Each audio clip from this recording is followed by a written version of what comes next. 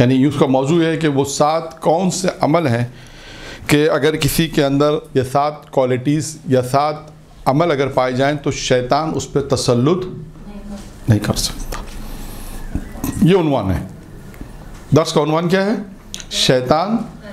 اگر کوئی یہ چاہتا ہے کہ شیطان اس پہ تسلط نہ ہو تو یہ 7 خصوصیت وہ اپنے اندر پیدا کرے. مختصر یہی ہے. ٹھیک ہے. یہ 7 خصوصیت ہیں کیا؟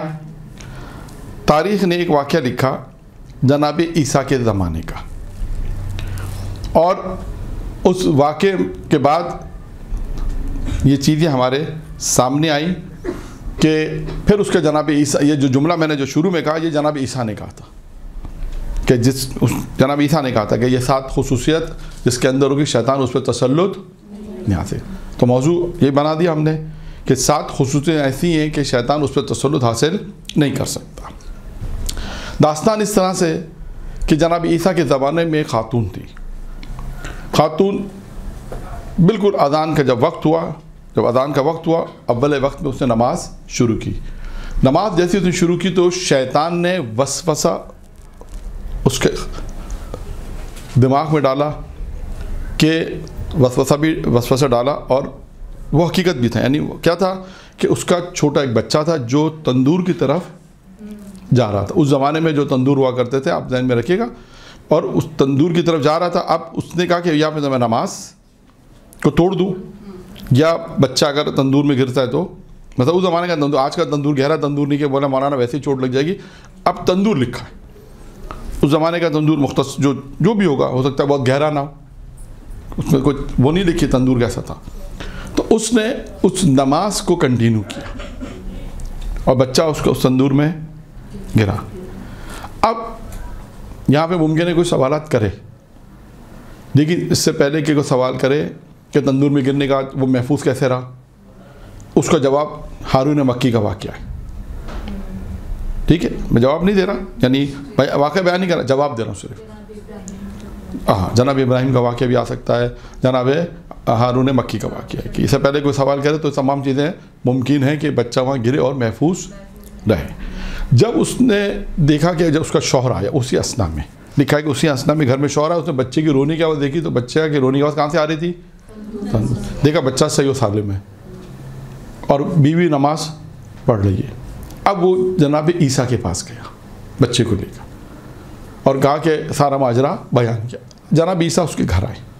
اب جناب عیسیٰ نے، یہاں سے اصل بات یہاں سے شروع، جناب عیسیٰ نے جب ساری بات سنی اس کے بعد جناب عیسیٰ نے کہا کہ اس کی زوجہ سے کہا کہ یہ بتاؤ تم کون سے ایسے اعمال انجام دیتی ہو کہ جس کی وجہ سے یہ ماجرا پیش آئے کہ تمہارا بچہ تندور میں گرا اور بچ گیا، سالم رہا. تو اس کا مطلب یہاں سے ان واقعات کا مطلب یہ بھی نتیجہ یہ بھی نکلے گا کہ بہت سے ایسے کام ہمارے اور آپ کے ہیں کہ جس کا اثر بچوں پر یعنی ہوتا ہے. تربیت کے حوالے سے بہت ساری چیزیں ایسی ہیں کہ آپ جیسے مرنے کے بعد کہنا کہ ہماری نیکیاں ان کے کام آتی ہیں. ایسا ہے نا، بہت ساری چیزیں روایتوں میں، زندگی میں بھی ایسا ہے. جو آپ اپنے بچوں کو اگر صدقہ دیں تو بچے کی حفاظت ہوگی. یہ چیزیں بہت ساری چیزیں. تو اب اس جناب عیسیٰ نے اس عورت سے پوچھا تمہارے اندر کون سی خصوصیات ہیں؟ اس نے کہا کوئی خصوصیت نہیں ہے. جب جناب عیسیٰ نے بہت زیادہ اصرار کیا تھا اس خاتون نے اب خصوصیت بیان اس نے کہا آپ کہتے ہیں تو میں بیان کر دیتی ہوں کہ کوئی خصوصیت نہیں ہے لیکن میں ان کاموں کا انجام دیتی ہوں. نمبر 1، کہا میں دنیا کے کاموں پر آخرت کے کاموں کو ترجیح دیتی ہوں.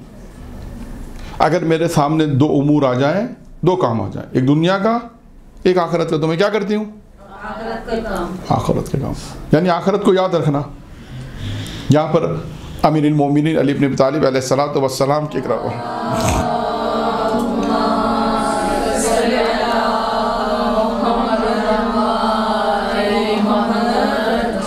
کلمات قصار میں اگر آپ جائیں، نمبر ہے 44. وہاں پہ امیر المومنین نے ایک جملہ یوں شروع کیا ہے کہ خوش نصیب ہے وہ شخص جو آخرت کو یاد کرتا ہے، جو آخرت کے لیے کام کرتا ہے اور آخرت کو یاد. خوش نصیب ہے وہ شخص جو آخرت کو یاد کرتا ہے، آخرت کے لیے کام کرتا ہے. یہاں پہ بھی کیا ہے؟ وہاں پہ اور بھی جملہ امیر المومنین 4 جملے ہیں وہاں پر، ٹھیک ہے. ایک جملہ موضوع سے متعلق تھا، اس کو بیان کیا. اب کلمات قصار 44 نمبر پہ جائیں، وہاں پہ خوش نصیب کون ہے؟ امیر المومنین نے بیان کیا کہ وہ جو آخرت کے لیے کام کرتا ہے یا آخرت کو یاد رکھتا ہے. یہاں پہ کیا کہا؟ دنیاوی کاموں کے پر آخرت کے کاموں کو ترجیح دی. یہاں سے بھی تمام نتائج وہی ہیں. اگر آپ تمام درسوں کا بھی خلاصہ دیکھیں، جتنا آپ نے پڑھا، جتنا آپ مسلسل درس پڑھ رہی ہیں، جتنا مسلسل درس آپ سنتی رہتی ہیں، آپ دیکھیں کہ یہی باتیں تکرار ہوں گی، یہی باتیں آئیں گی. دنیا کو چھوڑو، آخرت کے لیے کام کرو، دنیا کے لیے کام مت کرو، آخرت کے لیے کام کرو، اور اس دنیا سے محبت نہ کرو. جیسے ابھی اس آیا تھا وہاں پر بھی یہ روایت کہ چھٹی چیز کیا آئی تھی؟ دنیا سے بے اعتنائی. دین کی بنیاد میں آیا تھا بھی کہ دنیا سے بے اعتنائی، دنیا سے دوری. ٹھیک ہے، دنیا کے کاموں پر آخرت کے کاموں کو ترجیح دینا، آخرت کے کاموں کو دیکھنا کہ اس میں آخرت کے لیے جو کام ہے اس کو عمل دے. 2، ہمیشہ باوضو رہتی ہوں، ہمیشہ باوضو رہتی ہوں. 3، نماز اول وقت میں پڑھنا.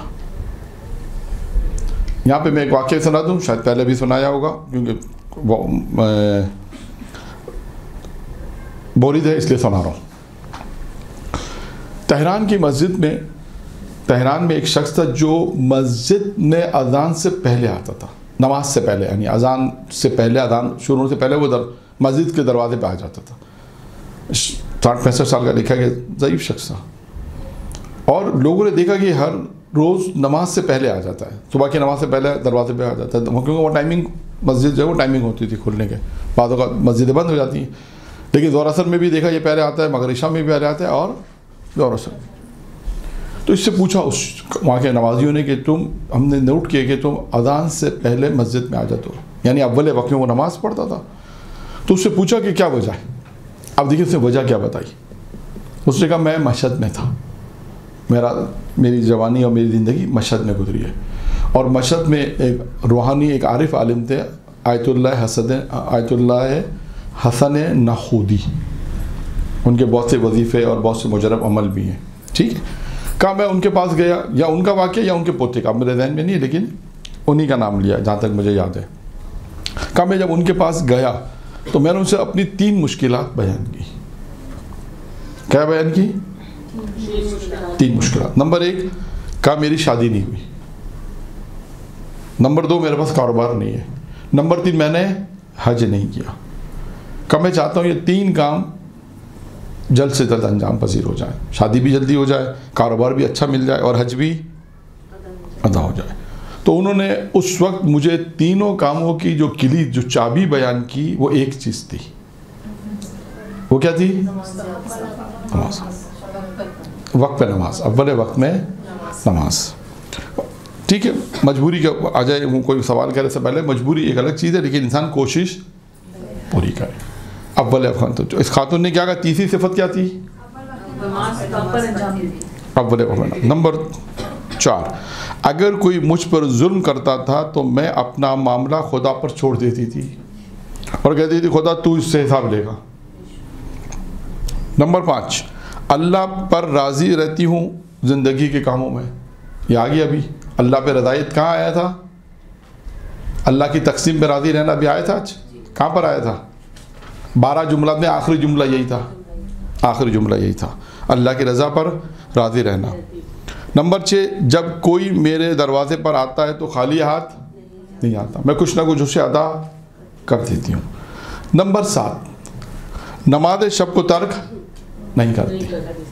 یہ 7 صفتیں اس نے بیان کی. میں دوبارہ بیان کر دیتا ہوں تھوڑا جلدی. دنیا کے کاموں پر میں آخرت کے کاموں کو ترجیح دیتی ہوں، ہمیشہ باوضو رہتی ہوں.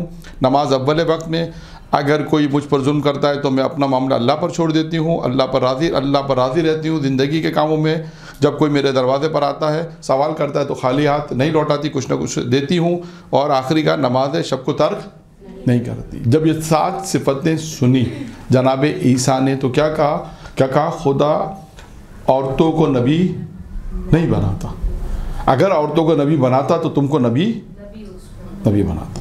یعنی یہ صفتیں جو تم میں وہ ایک نبی. اس کے بعد پھر جناب عیسیٰ نے کہا کہ جو صفتیں تم میں ہیں، اگر یہ صفتیں وہ ہیں کہ تم پر شیطان تسلط نہیں کر سکتا.